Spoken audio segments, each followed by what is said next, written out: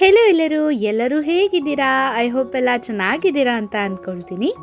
ಇವತ್ತಿನ ವಿಡಿಯೋದಲ್ಲಿ ತುಂಬಾ ಈಸಿಯಾಗಿ ಮಾಡ್ಕೊಳ್ಳೋವಂಥ ಹಾಗೆ ತುಂಬಾ ಟೇಸ್ಟಿಯಾಗಿರುವಂಥ ಒಂದು ಸ್ಟಾರ್ಟರ್ ರೆಸಿಪಿನ ನೋಡೋಣ. ಮಶ್ರೂಮ್ ಮಂಚೂರಿಯನ್ನು ಯಾವ ರೀತಿಯಾಗಿ ಮಾಡೋದು ಅಂತ ಹೇಳಿ ಈ ವಿಡಿಯೋದಲ್ಲಿ ಹೇಳ್ಕೊಟ್ಟಿದ್ದೀನಿ. ಮನೆಯಲ್ಲಿ ಸಣ್ಣ ಪುಟ್ಟ ಪಾರ್ಟಿ ಇದ್ದಾಗ, ಯಾರಾದರೂ ಗೆಸ್ಟ್ ಬಂದಾಗ ಏನು ಮಾಡಿಕೊಡೋದು ಅಂತ ಯೋಚನೆ ಮಾಡುವಾಗ ಈ ವಿಡಿಯೋ ನಿಮಗೆ ಖಂಡಿತ ಯೂಸ್ ಆಗುತ್ತೆ. ಮಾಡೋದಕ್ಕೂ ಕೂಡ ತುಂಬ ಸುಲಭ ಈ ರೆಸಿಪಿ. ಬನ್ನಿ ವಿಡಿಯೋನ ಈಗಲೇ ಶುರು ಮಾಡೋಣ. ಮೊದಲಿಗೆ ಮಶ್ರೂಮ್ ಮಂಚೂರಿನ ಮಾಡ್ಕೊಳ್ಲಿಕ್ಕೆ ನಾನು ಒಂದು ಬೌಲ್ಗೆ 2 ಸ್ಪೂನ್ನಷ್ಟು ಕಾರ್ನ್ಫ್ಲೋರ್ನ ಹಾಕ್ಕೊಳ್ತಾ ಇದ್ದೀನಿ. ನಂತರ ಇದಕ್ಕೆ ನಾನು 1.5 ಸ್ಪೂನ್ನಷ್ಟು ಮೈದಾ ಹಿಟ್ಟನ್ನ ಹಾಕ್ಕೊಂಡಿದ್ದೀನಿ. ನಂತರ ಇದಕ್ಕೆ 1/4 ಚಮಚದಷ್ಟು ಕಾಳುಮೆಣಸು ಹಾಗೆ 1/4 ಚಮಚದಷ್ಟು ಉಪ್ಪನ್ನ ಹಾಕ್ಕೊಂಡ್ಬಿಟ್ಟು ಇದಕ್ಕೆ ನಾನು 200 ಗ್ರಾಮ್ನಷ್ಟು ಮಶ್ರೂಮ್ನ ದಪ್ಪದಾಗೆ ಹೆಚ್ಕೊಂಡಿದ್ದೀನಿ. ಇದನ್ನೆಲ್ಲ ಇದಕ್ಕೆ ಹಾಕ್ಕೊಂಡ್ಬಿಟ್ಟು ಸ್ವಲ್ಪ ನೀರನ್ನ ಹಾಕ್ಕೊಂಡ್ಬಿಟ್ಟು ಇದನ್ನು ಒಂದ್ಸಲ ಚೆನ್ನಾಗಿ ಮಿಕ್ಸ್ ಮಾಡ್ಕೊಳ್ಳಿ. ಜಸ್ಟು ಹಿಟ್ಟು ಮಶ್ರೂಮ್ಗೆ ಕೋಟ್ ಆಗಬೇಕು, ಅಷ್ಟಾದರೆ ಸಾಕು. ಸೊ ಅಲ್ಲಿವರೆಗೂ ಇದನ್ನು ಚೆನ್ನಾಗಿ ಮಿಕ್ಸ್ ಮಾಡಿಕೊಂಡು ಇದನ್ನು ಎತ್ತಿಟ್ಕೊಳ್ಳಿ. ಮಶ್ರೂಮ್ ಸ್ವಲ್ಪ ದೊಡ್ಡನೇ ಇರಲಿ, ಬೆಂದರೆ ಫುಲ್ಲು ಶ್ರಿಂಕ್ ಆಗಿಬಿಡುತ್ತೆ. ಅದಕ್ಕಾಗಿ ನಂತರ ಎಣ್ಣೆನ ಚೆನ್ನಾಗಿ ಕಾಯ್ಲಿಕ್ಕಿಟ್ಟು ಎಣ್ಣೆ ಚೆನ್ನಾಗಿ ಕಾದ್ಮೇಲೆ ಇದನ್ನು ಮಶ್ರೂಮ್ಗಳನ್ನ ಒಂದೊಂದಾಗಿ ಅದಕ್ಕೆ ಹಾಕ್ಕೊಂಡ್ಬಿಟ್ಟು ಚೆನ್ನಾಗಿ ಇದನ್ನು ಹುರ್ಕೊಳ್ಳಿ. ಅಂದರೆ ಫುಲ್ಲು ಫ್ರೈ ಮಾಡ್ಕೊಳಕ್ಕೆ ಹೋಗಬೇಡಿ, ಗೋಲ್ಡನ್ ಕಲರ್ ಆಗೋವರೆಗೂ.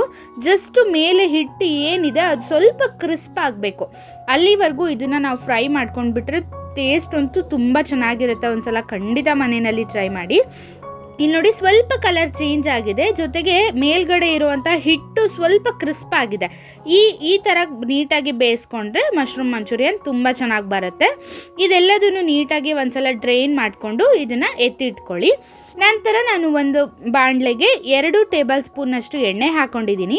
ಎಣ್ಣೆ ಕಾದಾದ ನಂತರ ಇದಕ್ಕೆ ನಾನು 1 ಸ್ಪೂನ್ನಷ್ಟು ಬೆಳ್ಳುಳ್ಳಿ ಹಾಗೆ 1 ಸ್ಪೂನ್ನಷ್ಟು ಶುಂಠಿನ ಹಾಕ್ಕೊಂಡಿದ್ದೀನಿ.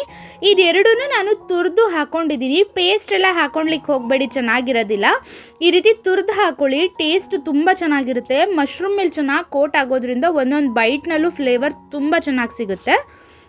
ಇದೆಲ್ಲ ಹುರ್ಕೊಂಡಾದ ನಂತರ ನಾನು ಇದಕ್ಕೆ 3 ಸ್ಪೂನ್ನಷ್ಟು ಸ್ಪ್ರಿಂಗ್ ಆನಿಯನ್ನ ಹಾಕ್ಕೊತಾ ಇದ್ದೀನಿ. ಈರುಳ್ಳಿ ಹೂವನ್ನು ಸಣ್ಣದಾಗಿ ಹೆಚ್ಕೊಂಡು ಹಾಕ್ಕೊಂಡಿದ್ದೀನಿ. ಒಳ್ಳೆ ಫ್ಲೇವರ್ ಕೊಡುತ್ತೆ ಇದು. ಸೊ ಇದಿದ್ದರೆ ಮನೆಯಲ್ಲಿ ಹಾಕ್ಕೊಳ್ಳಿ, ಇಲ್ಲಾಂದರೆ ಸ್ಕಿಪ್ ಮಾಡ್ಕೊಳ್ಬೋದು, ತೊಂದರೆ ಇಲ್ಲ. ಬಟ್ ಹಾಕಿದ್ರೆ ಒಳ್ಳೆ ಫ್ಲೇವರ್ ಇರುತ್ತೆ ಅಷ್ಟೇ. ನಂತರ ಇದಕ್ಕೆ ನಾನು ಈರುಳ್ಳಿ ಮತ್ತು ಕ್ಯಾಪ್ಸಿಕಮ್ನ ಪೆಟಲ್ಸ್ ಶೇಪಲ್ಲಿ ಇದನ್ನು ಕಟ್ ಮಾಡ್ಕೊಂಡಿದ್ದೀನಿ, ದೊಡ್ಡ ಇದೆ. ಸೊ ಇದನ್ನು ಹಾಕ್ಕೊಂಡ್ಬಿಟ್ಟು ಇದನ್ನು ಒಂದ್ಸಲ ಚೆನ್ನಾಗಿ ಮಿಕ್ಸ್ ಮಾಡ್ಕೊಳ್ಳಿ. ತುಂಬಾ ಏನು ಬೇಯಿಸ್ಲಿಕ್ಕೆ ಹೋಗಬೇಡಿ, ಜಸ್ಟ್ ಸ್ವಲ್ಪ ಮಿಕ್ಸ್ ಮಾಡಿ ಒಂದು 5 ನಿಮಿಷ ಬೇಯಿಸಿದ್ರೆ ಸಾಕಾಗುತ್ತೆ. ಇದೆಲ್ಲ ಒಂದ್ಸಲ ಚೆನ್ನಾಗಿ ಬೆಂದಾದ ನಂತರ ಇದಕ್ಕೆ ನಾನು 1 ಸ್ಪೂನಷ್ಟು ವಿನೆಗರ್ ಹಾಕ್ಕೊಂಡಿದ್ದೀನಿ. ಹಾಗೆ 1 ಸ್ಪೂನಷ್ಟು ಟೊಮ್ಯಾಟೊ ಕೆಚಪ್ನ ಹಾಕಿದ್ದೀನಿ.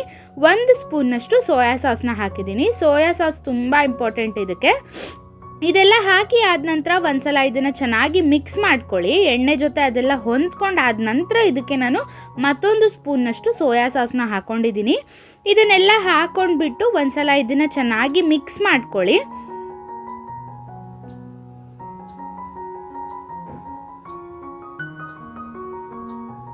ಇದೆಲ್ಲ ಚೆನ್ನಾಗಿ ಮಿಕ್ಸ್ ಮಾಡಿ ಆದ ನಂತರ ಇದಕ್ಕೆ ನಾನು ಸ್ವಲ್ಪ ಖಾರ ಇರಲಿ ಅಂತ ಹೇಳಿ 1/4 ಚಮಚದಷ್ಟು ಖಾರದ ಪುಡಿ, 1/4 ಚಮಚದಷ್ಟು ಉಪ್ಪು, 1/4 ಚಮಚದಷ್ಟು ಪೆಪ್ಪರ್ ಪೌಡರ್ನ ಹಾಕಿಬಿಟ್ಟು ಒಂದ್ಸಲ ಇದನ್ನು ಚೆನ್ನಾಗಿ ಮಿಕ್ಸ್ ಮಾಡಿ.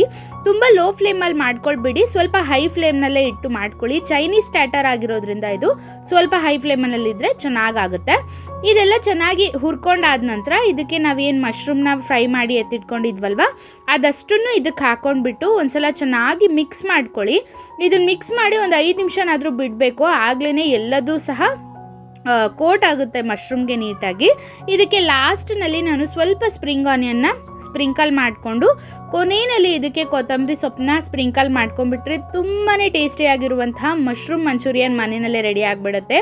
ಟೇಸ್ಟ್ ಮಾತ್ರ ಅದ್ಭುತವಾಗಿರುತ್ತೆ. ಖಂಡಿತವಾಗ್ಲೂ ನೀವು ಮನೆಯಲ್ಲಿ ಒಂದ್ಸಲ ಟ್ರೈ ಮಾಡಿ. ಹೇಗೆ ಬಂತು ಅಂತ ನನಗೆ ಕಮೆಂಟ್ ಮಾಡಿ ತಿಳಿಸೋದನ್ನು ಮರಿಬೇಡಿ. ನೀವಿನ್ನೂ ನಮ್ಮ ಚಾನಲ್ಗೆ ಸಬ್ಸ್ಕ್ರೈಬ್ ಆಗಿಲ್ಲ ಅಂದರೆ ಖಂಡಿತ ಸಬ್ಸ್ಕ್ರೈಬ್ ಮಾಡ್ಕೊಳ್ಳಿ. ಮತ್ತು ಮುಂದಿನ ವಿಡಿಯೋದಲ್ಲಿ ಸಿಗೋಣ. ಅಲ್ಲಿವರೆಗೂ ಹ್ಯಾಪಿ ಕುಕಿಂಗ್.